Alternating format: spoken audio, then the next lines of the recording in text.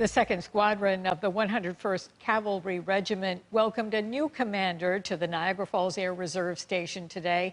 News 4's Abby Friedman introduces us to him and tells us what's next for the troops. In a ceremonial colors exchange, Lieutenant Colonel Brad Frank passed the squadron reins to Lieutenant Colonel Jason Seacrest, giving him the command of over 400 soldiers on the Niagara Falls base. In order to understand where you're going as an individual or as a unit, you have to know where you've been. The decorated veteran who spent time overseas now lives in Washington, D.C., but will make the trip to Buffalo every month for training. During the change of command ceremony today, Lieutenant Colonel Jason Seacrest said this was the second best day of his life, following only after the day he got married. This is like coming back home. I grew up I was in cavalry units in Pennsylvania for 7 years.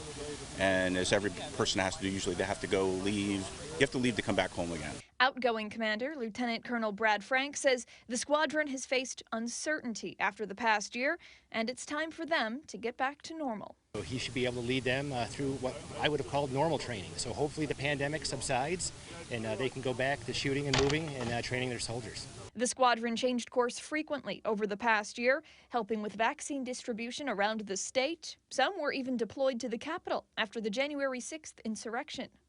All of you lived up to the Guard's motto of always ready, always there. During our initial call-up, we had more volunteers than space available.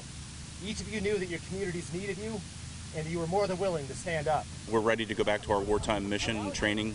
There's a lot of threats that are coming on, China, Russia, and other nations that would seek to challenge the United States, and we really need to get back to that training for that mission. In Niagara Falls, Abby Friedman, News 4.